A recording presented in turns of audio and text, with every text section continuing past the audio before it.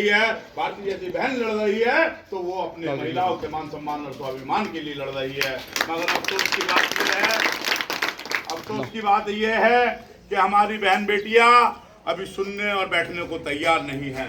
ये सोचना होगा और समझना होगा कि इस देश के अंदर अगर इंसान पे, अगर पुरुष पे, अगर आदमी के साथ कोई भी बात होती है, आदमी के कोई हाथ भी लगा दे, आदमी के कोई चाटा भी मार दे, आदमी से कोई बे भी कर दे, तू भी कर दे, तो आदमी अपने सम्मान को तो जो है जेल जाता है। मगर उसकी बहन बेटी के साथ, उसकी माँ के साथ कोई हाथ भी लगा दे और उसे कोई तू भी बोल दे, उसको वो 1 लाख बर्दाश्त नहीं करता है। ये देश के अंदर सदियों से चली आ रही गैर बराबरी को खत्म करने की जो लड़ाई चल रही है, उसके लिए आज पूरे देश के अंदर कोई मान सम्मान स्वाभिमान की लड़ाई के लिए लड़ रहा है, तो वो यही लोग हैं जो सामने आप लोगों के बैठे हुए हैं।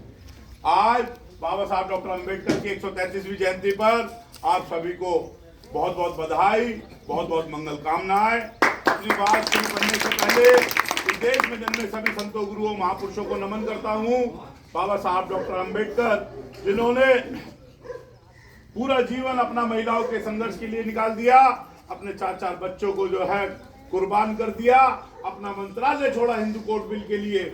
इस देश के अंदर जातियों में बटे हुए बहुजन समाज को एक करने वाले माननीय साहब काशीराम जी को नमन करता हूँ। बाबा साहब डॉक्टर अंबेडकर को नमन करता हूँ, गुरु महर्षि वाल्मीकि भगवान को नमन करता हूँ और आप लोगों के सामने जय भीम करता हूँ, जय वाल्मीकि करता हूँ। साथियों, आज ऐसी महान मूर्ति की जयंती है जिन्होंने पूरा जीवन हम शोषित वंचित वर्ग के लोगों के लिए लगा दिया। आज जिस गुरु घर में हम बैठे हैं, जिस प्रांगण में बैठे हैं, तो ये बाबा साहब डॉक्टर अंबेडकर की बदौलत है। अगर बाबा साहब डॉक्टर अंबेडकर हमें अपनी धार्मिक आजादी ना देते तो हम ये अपना गुरु घर, अपना प्रांगण नहीं बना पाते। आज मैं अच्छे कपड़े पहन के आप लोगों के सामने बोल रहा हूँ। ये कलम चलाने का अधिकार मुझको मिला है और मुझे पढ़ने लिखने का अधिकार मिला है, ये बाबा साहब डॉक्टर अंबेडकर की बदौलत है। आज ये ऊंचे ऊंचे घरों में जो महलों जैसे दिखने वाले मकान हैं, ये सब बाबा साहब डॉक्टर अंबेडकर की बदौलत है। आज हमारे माता पिता जो नौकरियां कर रहे हैं, जो उनको नौकरियों का अधिकार मिला, जो उनको टीए मिला, जो और तमाम सारी सुविधाएं मिली, वो बाबा साहब डॉक्टर अंबेडकर की बदौलत मिली।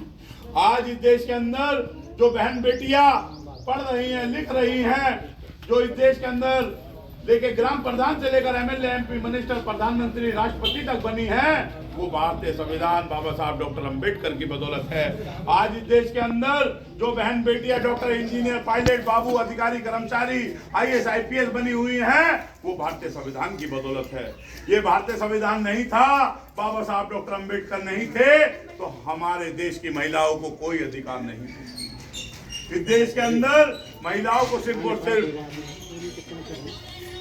इस देश के अंदर महिलाओं को सिर्फ और सिर्फ रोटी बनाने के लिए और बालक बनाने के लिए समझाया जाएगा।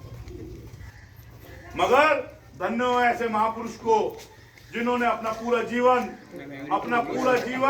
महिलाओं के उत्थान के लिए लगाया, जिन्होंने इस देश की